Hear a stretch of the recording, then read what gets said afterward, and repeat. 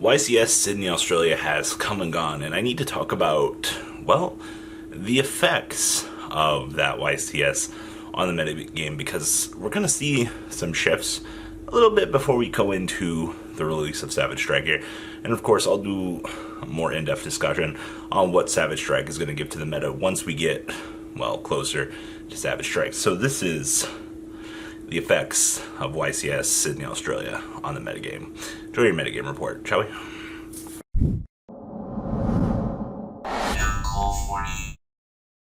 Alright, so everybody and their mother realized that Altergeist won the event. And I expect to see not a huge surge of people wanting to go to Altergeist, but this win proved a couple things. One, Secret Village is probably the way to go. I know there are some people out there that were kind of messing around with some cheesier things, and a few people were still... I even read this in my comment section. People are like, oh, well, Metaverse is still the best way to go. Obviously not. Just won an 800-man event, and you're telling me, it's still the best way to go. No, that's not the case. It might work for you, but that doesn't mean it's going to work for the other 99.9% of people out there at the moment.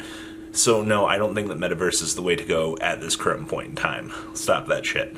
Okay, guys? Number 2, standardizing the metagame, improving that, hey, this deck actually has a good Thunder Dragon matchup. I don't know how many people kind of threw away the notion in the back of their mind that was like, I'm just not going to play Altergeist, because, most people can't afford permanences right now. If you're a truly competitive player, obviously you're going to have them.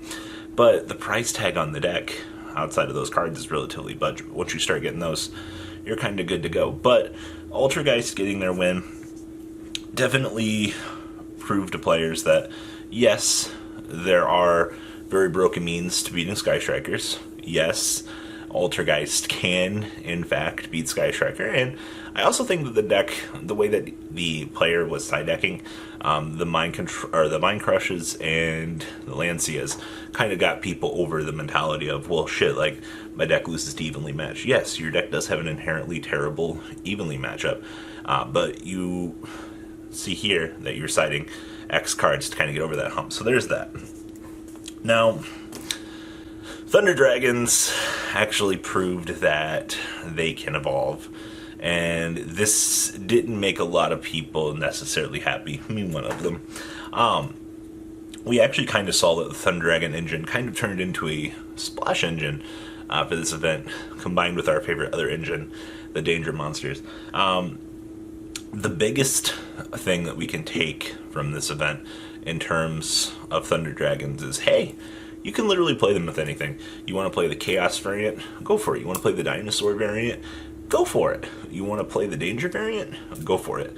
With the current iteration of the deck's lifespan and the way that the deck is going at this current point in time, it looks like you can splash it in any of the big engines, and you can do good. Now, you're not going to play Trickstar Thunder Dragons, you're not going to play Sky Striker Thunder Dragons. Not going to happen. But with the way that it's going, it's pretty cute that the deck can actually do things. Now, I also want to give a shout out to Thunder Dragons, also for the deck's viability. I think a lot of people put the deck down for a little while, and they just didn't want to explore the deck, because I think the biggest thing I heard from people was the engine itself was very cloggy, and I can get that. The deck is powerful, but by itself, it inherently has issues. So I think having seen the way that we're starting to see people splash it in other engines definitely goes to show that, hey, this isn't as bad as we think it is. Give it a little bit of time. Let people kind of figure things out a little bit. And you'll see some crazy innovations playing Dot Scraper, Curious, Fairy Tale Snow. Yeah, Fairy Tale Snow on Thunder Dragons, resolving all of those searches. Some real bullshit right there. Now, this event kind of threw a wrench in all the Sky Striker players' plans. It kind of goes to show that, A, the metagame has figured out how to deal with Sky Striker finally. You guys finally did it. Congratulations. Altergeist have evolved to the point that they can stop Sky Striker, and to kind of top things off, well, Thunder Dragons also can beat the deck, which pushes Sky Striker to the third best deck back here. Yes, the deck had the highest representation going into top cut. Out of 64 players, was what, 17 out of them? That's impressive. But when the rest of your metagame has figured this out, it's kind of where we saw True Dracos in a very similar sense. We had True Dracos, people forgot about the deck, people stopped siding for it, comes in, takes a win, everyone's like, oh shit, we can't do that anymore. At a point like this, had we be in this format for another 2 months and Sky Striker representation went down, people might have stopped siding for it and the deck could come back and take a win, but that's not going to be the case at this point in time. With Savage Strike right around the corner, Sky Striker players, I have bad news for you. You're going to continue to be oppressed by Thunder Dragons. You're going to continue to have a very bad Altergeist matchup. Format is very dice rolly, and that's not necessarily a good thing. But as Altergeist kind of speeds things up in a format, you'll probably see more heavy Storm Dusters kind of come into play now, just as a way to kind of out that annoying ass field spell that they have. Secret Village is a hell of a card, and I wouldn't be surprised to see Secret Village get limited at some point. I don't think it should, but we're kind of at the point in the game's history now. Be like, well, Konami doesn't like cards that don't allow people to play the game. We could unfortunately see some sort of limitation towards that, and we're probably going to see the big three decks, Thunder Dragons, Sky Striker, and Altergeist, all will probably get hit in some degree.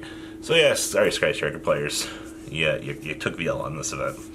Next up we have Lightsworn, and I only got to shout out Lightsworn here because the amount of people that have been requesting information on the Lightsworn variant to come out of this event was actually very high.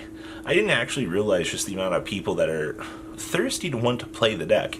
I did read some good comments were like, oh boy, Lumina's doing something, we got a banner now. Is this really what our life has gotten to? That's so trash. But yes, there is a want for players to want to play Lightsworn at the moment. I'll be fucking damn. I didn't actually expect that. And I guess the thirst and knowledge for that information right now is driving the player base. Good on you guys. Like, it means something. But to see Lightsworn do actually anything, I mean, we've seen it as an engine last time Grass was around.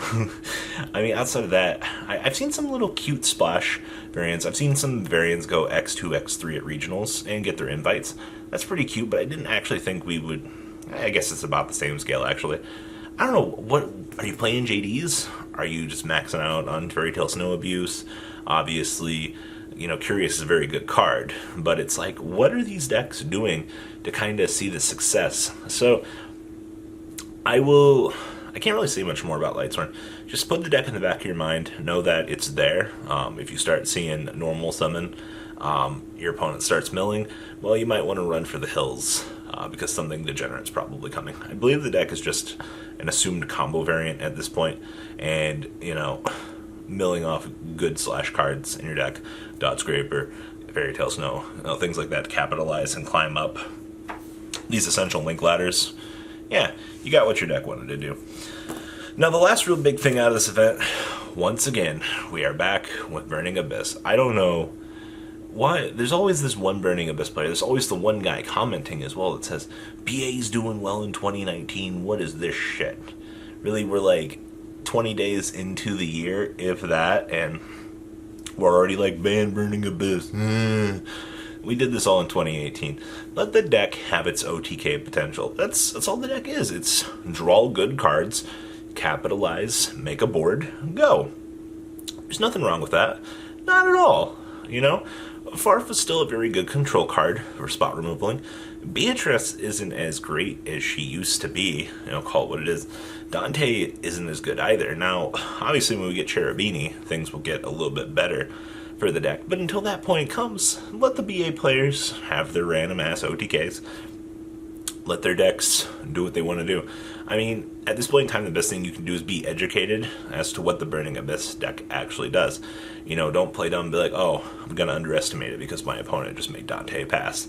You know, obviously, like, you can OTK through that board, but, you know, be aware of the other things that can be coming in that matchup because it can be scary at times. You know, Beatrice Fairy Tale Snow seems to come up again for this matchup.